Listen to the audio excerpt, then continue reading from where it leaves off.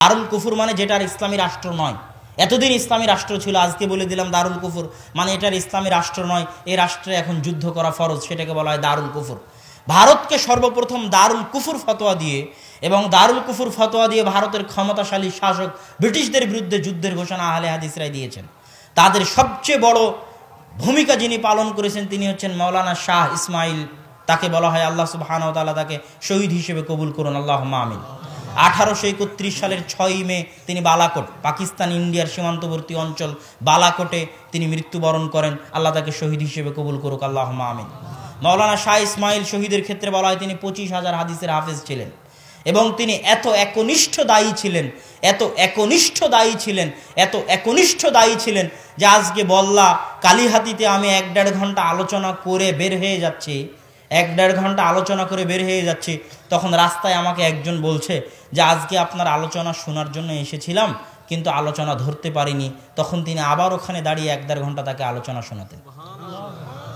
এখন হয়তো মিডিয়া আছে, আমরা না হয় বলে দিলাম আলোচনাটা ইউটিউবে আছে, আপনি শুনে নিয়েন, কিন্তু তার একনিষ্ঠতা এত বেশি ছিল, তিনি মানুষকে দাওয়াতের ক্ষেত্রে এত ভূমিকা পালন করেছিলেন যা সীমাহীন এবং অকল্পনীয়। সারা ভারত 5 বছরে সারা ভারত চষে বেরিয়েছেন, সারা ভারত শিরক বেদাতের বিরুদ্ধে 5 বছর দাওয়াতি আন্দোলন, তারপরে জেহাদি আন্দোলন। আগে জেহাদ শুরু করেননি, আগে 5 বছর শুধু দাওয়াতি দিয়েছেন শিরক বেদাতের বিরুদ্ধে। বই লিখেছেন তাকবিয়াতুল ঈমান নামে, সেই যুগে যখন ভারত শিরক বেদাতের আড্ডাখানা। এখন তাকবিয়াতুল ঈমান পড়লে দেখা যায় আকীদার ওপর, তাওহীদের ওপর এত ভালো বই।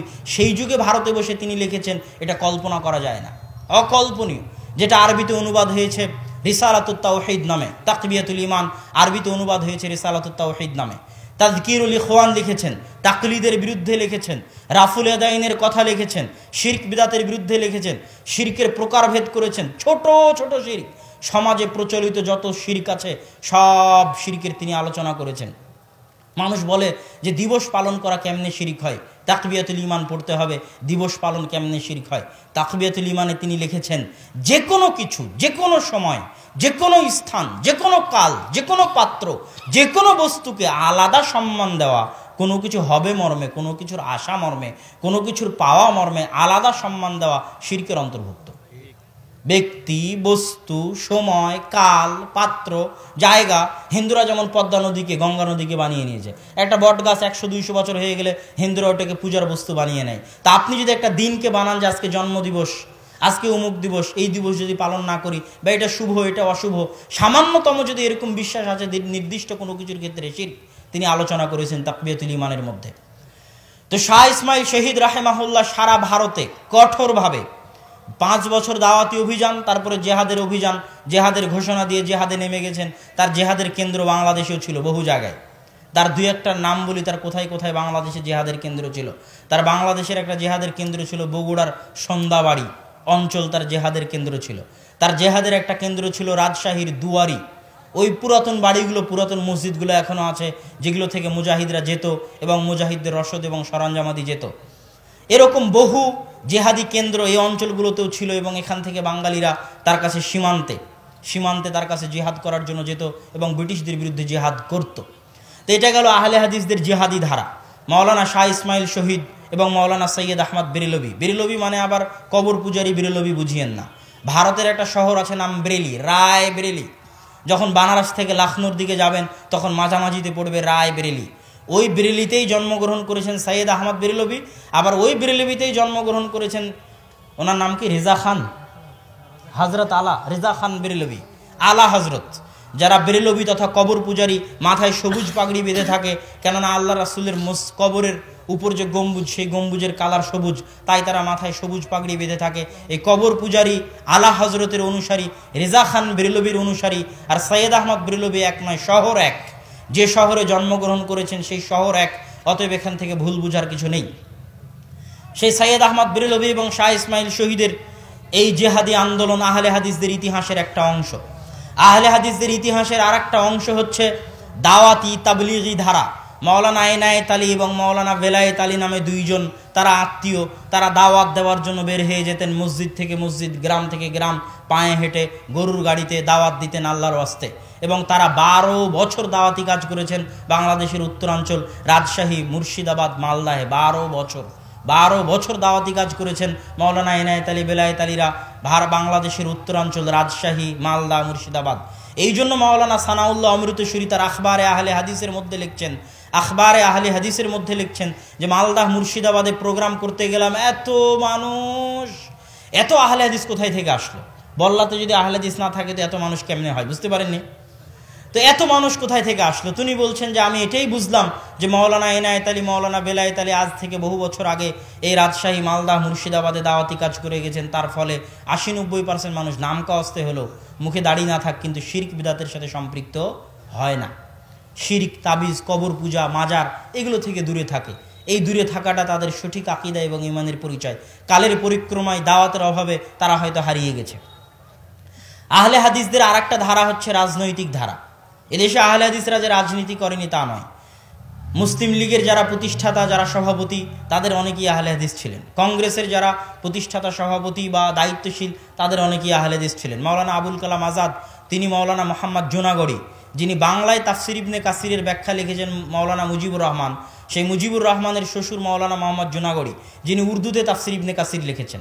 বাংলা অনুবাদ করা আরবি থেকে তখন সহজ হয় যখন উর্দুর সাথে একটু মিলিয়ে দেখা হয়, এটা অনুবাদ করতে সহজ হয়। তো উর্দু অনুবাদক মাওলানা মোহাম্মদ জুনাগড়ি, আর বাংলা অনুবাদক জুনাগড়ি রাহিমাহুল্লাহর জামাই মাওলানা মোহাম্মদ মুজিবুর রহমান।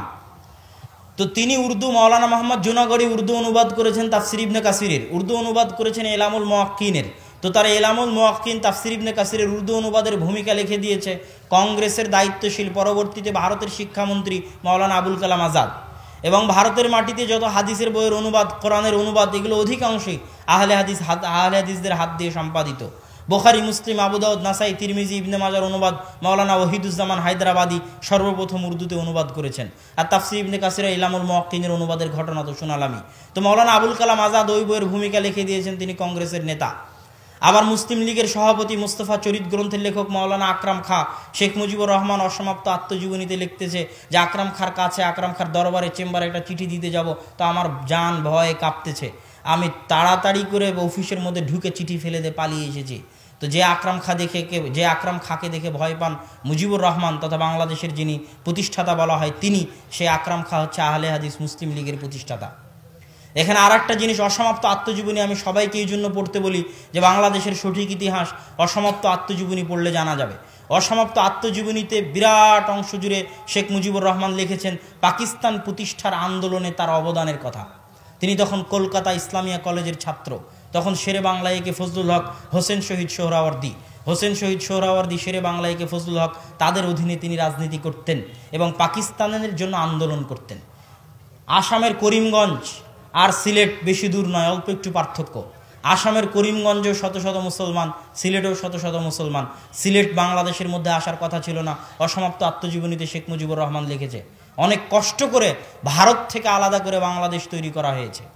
বাংলাদেশের আসল স্বাধীনতা বুঝতে হলে অসমাপ্ত আত্মজীবনী বুঝতে হবে, মুসলিম লীগ বুঝতে হবে। বাংলাদেশের আসল স্বাধীনতা 1947 সালের স্বাধীনতা, আসল স্বাধীনতা 1947। যদি 1947-এর ঘটনাগুলি উনি লিখেছে যে কিভাবে বাংলাদেশ পূর্ব পাকিস্তান হলো, সিলেট কিভাবে পূর্ব পাকিস্তানের অন্তর্ভুক্ত হলো, আসামের অন্তর্ভুক্ত হলো না।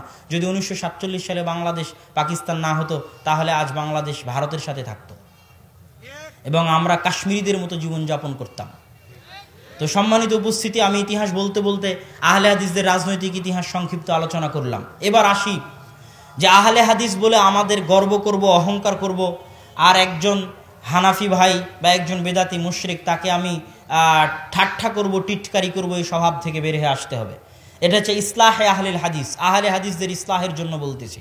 আল্লাহ সুবহানাহু তাআলা কাউকে ইবাদত করার পরও জাহান্নামে দিবেন আর কাউকে গুনাহ করার পরও জান্নাতে দিবেন। কি জন্য জানেন?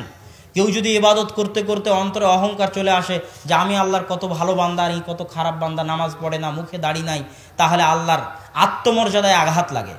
কেউ যদি বলে যে অমুক জেনা করে ওকে আল্লাহ ক্ষমাই করবে না, অমুক তো মদ খায় ওকে আল্লাহ ক্ষমাই করবে না, আমি তাহাজ্জুদ সালাত আদায় করি, আমি কত ভালো, অমুক তো সেই খারাপ, এই অহংকার যদি ভিতরে চলে আসে আল্লাহর আত্মমর্যাদায় আঘাত লাগে। আল্লাহ বলে যা ওকেই ক্ষমা করে দিলাম, তোকেই জাহান্নামে দিয়ে দিলাম। আর গুনাহ করে কিভাবে জান্নাতে যাবে? ইবনুল কাইয়িম রাহিমাহুল্লাহ বলছে, কেউ যদি গুনাহ করার পর ওই গুনাহের বোঝা তার উপর এত বেশি মনে হয় গুনাহের বোঝা তার উপর পাহাড়ের মতো, হিমালয় পাহাড়ের মতো মনে হয়, আর সে আল্লাহর দরবারে কাঁদতে থাকে, আল্লাহর দরবারে নত হতে থাকে, আল্লাহর দরবারে ছোট হতে থাকে, তো আল্লাহর দরবারে এই নত হওয়া, ছোট হওয়া, কাদা, এটা আল্লাহর অনেক প্রিয়। তো এই যে গুনাহ করার পরে সে আল্লাহর দরবারে নত হলো, ছোট হলো, এই নত ছোট হওয়ার কারণে আল্লাহ তাকে এমনভাবে ক্ষমা করে দিবেন যে গুনাহটা নেকিতে পরিণত করে দিবেন, এবং তাকে গুনাহ করার পরও আল্লাহ জান্নাতে দিয়ে দিবেন। আর আপনি আহলে হাদিস হয়ে যদি অহংকার করেন, উমুককে শয়তান, ইবলিস বলে গালি দেন, কারো হেদায়া পুড়িয়ে ফেলবেন, তুমুক করবেন, আপনি একাই জান্নাতে চলে গেছেন, হিন্দু জান্নাতে গেলেও হানাফি জান্নাতে যাবে না, এই ধরনের অহংকার যদি ভিতরে চলে আসে, এই অহংকার আপনার জাহান্নামে যাওয়ার কারণ হবে। ফেরকায়ে নাজিয়া নাম দিয়ে হয় না, ফেরকায়ে নাজিয়া কি দিয়ে হয় না? নাম দিয়ে হয় না। আপনি আহলে হাদিস দাবি করবেন তাই আপনি ফেরকায়ে নাজিয়া হয়ে গেলেন, অসম্ভব। ফেরকায়ে নাজিয়া বৈশিষ্ট্যের নাম। আহলে হাদিস বা আহলুস সুন্নাত ওয়াল জামাত বা সালাফি মানহাজের বৈশিষ্ট্য যদি একজন হানাফির মধ্যেও থাকে, তবুও সে ফিরকায়ে নাজিয়ার অন্তর্ভুক্ত, যদিও সে নিজেকে আহলে হাদিস না বলে। কিয়ামতের মাঠে দেখা হবে না কার নাম, এই তোমার নাম মোহাম্মদ, তুমি জান্নাতে চলে যাও, দেখা হবে নাকি? এই তোমাদের নাম ফাতেমা, তোমাদের নাম আলী, সব জান্নাতে চলে যাও, এটা দেখা হবে? এই তোমরা সবাই নিজেদেরকে আহলে হাদিস বলতে, দুনিয়াতে বল্লার মানুষ, সব জান্নাতে চলে যাও, এটা বলা হবে? অসম্ভব। এখানে নামের কোনো মূল্য নাই, আমলের মূল্য। আল্লাহর দরবারে নামের কোনো মূল্য নাই, চেহারা শরীরের কোনো মূল্য নাই, আমলের মূল্য। এই জন্য আহলে হাদিসদেরকে অহংকার থেকে বের হয়ে আসতে হবে, নত হতে হবে আল্লাহর দরবারে, এবং একটা দেশে নত হয়ে দাওয়াতি কাজ করতে হবে। ভাই মনে করে হাত পা ধরে, ভাই আয় তুই এই বেদাতের মধ্যে আছিস, সেটা অনেক খারাপ কাজ, জাহান্নামে যাবে, আমি তোর ভালো চাই, কল্যাণ চাই, ভাই তুই এদিকে আয়, হাত পা ধরে কান্নাকাটি করে দাওয়াত দিতে হবে, এর নাম দাওয়াত। অহংকার দিয়ে দাওয়াত দেওয়ার নাম দাওয়াত নয়। তারপরের কথা, সালাফি মানহাজ আর সালাফ আল হিজব, সালাফি দল এবং সালাফি মানহাজের মধ্যে পার্থক্য আছে। সব সালাফি দলই সালাফি মানহাজের অন্তর্ভুক্ত, এতে কোনো সন্দেহ নাই। বাংলাদেশে যত সালাফি দল আছে, পাকিস্তান, ভারতে যত সালাফি দল আছে, সবাই সালাফি মানহাজের অন্তর্ভুক্ত, যদি সালাফি মানহাজের বৈশিষ্ট্য তাদের মধ্যে থাকে, এতে কোনো সন্দেহ নাই। কিন্তু আমি একটা নির্দিষ্ট সালাফি দলের সাথে থাকলেই আমি সালাফি, আমি আহলে হাদিস, আমি একটা নির্দিষ্ট আহলে হাদিস দলের সাথে থাকলেই আমি আহলে হাদিস, আর না থাকলে আমি আহলে হাদিস নই, এই মতবাদ ভ্রান্ত, এই আকিদা ভ্রান্ত। এই আকিদা পরিবর্তন করতে হবে। এই আকিদার কোনো অস্তিত্ব নাই যে কোনো নির্দিষ্ট একটা দলের ফরম পূরণ করে সদস্য কর্মী না হলে উমুককে সভাপতি, উমুককে আমির, তুমুকের হাতে বায়াত, এই সিরিয়ালে যদি আমি না থাকি তাহলে আমি আহলে হাদিস নই। এই আকিদা কি আকিদা বলেন তো? ভ্রান্ত আকিদা। এবং জামাতবদ্ধ জীবনযাপন মানে কি? জামাতবদ্ধ জীবনযাপন মানে কি? আমি জামাতি ইসলাম জামাতবদ্ধ জীবনযাপনের কথা বলে, তাবলিগ জামাত জামাতবদ্ধ জীবনযাপনের কথা বলে। তো জামাতি ইসলামও একই হাদিস পেশ করে, তাবলিগ জামাতও একই হাদিস পেশ করে, আল্লাহ রাসূলের ওই হাদিস, আমুরুকুম বিখামসিন, তোমাদেরকে 5টা বিষয়ের আদেশ দিচ্ছে। একটা হচ্ছে জামাতবদ্ধ থাকো, তার আদেশ। ওই হাদিসে আল্লাহ রাসূল বলছেন, মান খালা, কেউ যদি জামাত থেকে 1 বিঘত পরিমাণ, শিবরন 1 বিঘত পরিমাণ দূরে চলে যায়, তাহলে খালা আন রিবতিল ইসলাম, তার কাঁধ থেকে ইসলাম বের হয়ে যাবে। আর এক হাদিসে রাসূল সাল্লাল্লাহু আলাইহি ওয়াসাল্লাম বলছেন, মুসলমানের রক্ত হারাম, মুসলমানের ধন সম্পদ হারাম, মুসলমানের সম্মান হারাম। রক্ত হারাম মানে মারা যাবে না, হত্যা করা যাবে না। ধন সম্পদ হারাম মানে চুরি করা যাবে না, ডাকাতি করা যাবে না। আর সম্মান হারাম মানে গীবত করা যাবে না, অপবাদ দেওয়া যাবে না। কেমন হারাম? কাবা ঘরের চাইতে বেশি হারাম। কাবা ঘর ধ্বংস করলে যতটা গুনাহ হবে, একটা মুসলমানকে হত্যা করলে তার চেয়ে বেশি গুনাহ হবে। আল্লাহর রাসূলের কথা সাল্লাল্লাহু আলাইহি ওয়াসাল্লাম। তো আল্লাহ রাসূল বললেন, মুসলমানকে হত্যা করা হারাম, তবে 3 শ্রেণীর মুসলমানকে হত্যা করা যায়। যে বিবাহিত অবস্থায় জেনা করেছে তাকে হত্যা করা যায়, যে আর এক মুসলমানকে হত্যা করেছে তাকে হত্যা করা যায়, আর একজনকে হত্যা করা যায় যে জামাত থেকে বের হয়ে গেছে, মুফারিকুল জামা, তাকে হত্যা করা যায়। আজকে আমি জামাত ইসলামের সদস্য হলাম, সাথী হলাম, কর্মী হলাম, রোকন হলাম, কালকে জামাত ইসলাম ছেড়ে দিলাম, ভাল লাগলো না, তাহলে আমাকে কি হত্যা করা যাবে? তার মানে জামাত ইসলামের সাথে থাকা যদি জামাতবদ্ধ জীবনযাপন হতো তাহলে আমাকে হত্যা করা ওয়াজিব হতো, কেননা যে জামাত থেকে বের হয়ে যায় তাকে হত্যা করতে হবে, আল্লাহ রাসূলের আদেশ। আর জামাত ইসলাম থেকে বের হয়ে যাওয়ার পরে যদি আমাকে হত্যা না করা যায় তাহলে জামাত ইসলামের সাথে থাকা জামাতবদ্ধ জীবনযাপন নয়। কথা মনে হয় আমি বুঝাতে পারিনি। আরো স্পষ্ট করি, তাহলে জামাতবদ্ধ জীবনযাপন কি? আবু বকর রাদিয়াল্লাহু তাআলা আনহু বললেন, যারা যাকাত দিবে না ওদেরকে হত্যা করব, আল্লাহি লা নাকতুলান লা নুকাতিলান্নাহুম, এদের সাথে যুদ্ধ করব। ওমর রাদিয়াল্লাহু তাআলা আনহু বললেন, কেমনে যুদ্ধ করবেন? এরা সবাই তো কালেমা পড়েছে, আশহাদু আল্লা ইলাহা ইল্লাল্লাহ, আশহাদু আন্না মুহাম্মাদুর রাসূলুল্লাহ, সবাই তো পড়েছে, কেমনে এদের বিরুদ্ধে যুদ্ধ করবেন? যে কালেমা পড়ে ওর রক্ত তো হারাম। তো আবু বকর রাদিয়াল্লাহু তাআলা বলেন, শোনো, যুদ্ধ তো করবই করব। লাউ মানাউনি কালানি ওয়াদুনাহু ইলা রাসূলিল্লাহ সাল্লাল্লাহু আলাইহি ওয়াসাল্লাম। আল্লাহ রাসূলের যুগে উট যাকাত হিসেবে দিতে এসে উট দিয়েছে, দড়ি দিয়েছে, আমার যুগে উট দিবে, দড়ি দিবে না। আল্লাহ রাসূলের যুগে খেজুর, গম, ধান, চাল দিতে এসে ধান, চাল, খেজুরের বস্তা দিয়েছে, আমার যুগে খেজুর দিবে, বস্তা দিবে না। তাহলে আমি আবু বকর ওই বস্তার জন্য যুদ্ধ করব, আমি আবু বকর ওই দড়ির জন্য যুদ্ধ করব, হয় মরবো না হয় মারবো। তো কি জন্য আবু বকর রাদিয়াল্লাহু তাআলা মুসলমানদের বিরুদ্ধে যুদ্ধ করবেন? কেননা যে মুসলমান আবু বকরের নিকটে যাকাত ফেতরা দিবে না, যে মুসলমান আবু বকরের নিকটে দড়ি বস্তা দিবে না, ওই মুসলমান জামাত থেকে বের হয়ে গেছে। বুঝতে পারেননি? এই জন্য তার বিরুদ্ধে যুদ্ধ করা যাবে, এই জন্য তার রক্ত হালাল। ও জামাত থেকে বের হয়ে গেছে, জামাতের সাথে নাই। জামাত হচ্ছে আবু বকরের, ওই যে আল্লাহ রাসূল যত জামাতবদ্ধ জীবনযাপন বলেছে ওটা আবু বকরের সাথে থাকা। যত আমিরের আনুগত্যের কথা বলেছে, যে পিঠের ছাল তুলে দিলেও পিটিয়ে, জমি জায়গা দখল করে নিলেও অমান্য করা যাবে না, ওটা আবু বকরের অনুসরণ, খলিফার অনুসরণ, রাষ্ট্রনেতার অনুসরণ। তাদের সাথে থাকা হচ্ছে জামাতবদ্ধ থাকা। খারিজি মানে যে জামাত থেকে বের হয়ে যায়, খারিজি শব্দের অর্থ বের হয়ে যাওয়া। খারেজ আনিল জামাআহ, যে জামাত থেকে বের হয়ে যায় তাকে বলা হয় খারিজি। এখন তো ইসলামী খেলাফা নাই, তাহলে আমি কিসের জামাতবদ্ধ থাকবো? আছে রাস্তা। রাসূল সাল্লাল্লাহু আলাইহি ওয়াসাল্লাম বলছেন, মা মিন কারিয়াতিন, এমন কোনো গ্রাম নেই যেই গ্রামে 3 জন মুসলমান বাস করে। লন্ডনের একটা ব্লকে 3 জন মুসলমান বাস করে, কোথায় আফ্রিকার জঙ্গলে 3 জন মুসলমান বাস করে, কোথাও 3 জন মুসলমান বাস করে, আর তারা আজান ইকামত দিয়ে সালাত কায়েম করবে না জামাতের সাথে। 3 জন মুসলমান কোনো গ্রামে বাস করবে, কোনো চরে, কোনো জঙ্গলে, কোনো এলাকায়, কোনো দেশে, আর তারা আজান ইকামত দিয়ে সালাত কায়েম করবে না। ওদের উপর শয়তান এভাবে হামলা করবে যেভাবে একটা পালবিহীন ভেড়ার উপর বাঘ আক্রমণ করে, ঠিক সেভাবে জামাতবিহীন ওই 3 জনের উপর শয়তান হামলা করবে। আল্লাহ রাসূল বললেন জামাতবিহীন, মানে ওরা জামাতের সাথে নাই, ওরা জামাত বিচ্ছিন্ন। তাহলে জামাতবদ্ধ জীবনযাপন মানে যেই মুসলমানের মসজিদের সাথে 5 ওয়াক্ত সালাতের সম্পর্ক নাই, ওই মুসলমান জামাতের সাথে নাই, মুসলমানদের জামাতের বাইরে। কোনো মুসলমান মসজিদের সাথে সম্পর্ক ছাড়া থাকতে পারে না, অসম্ভব।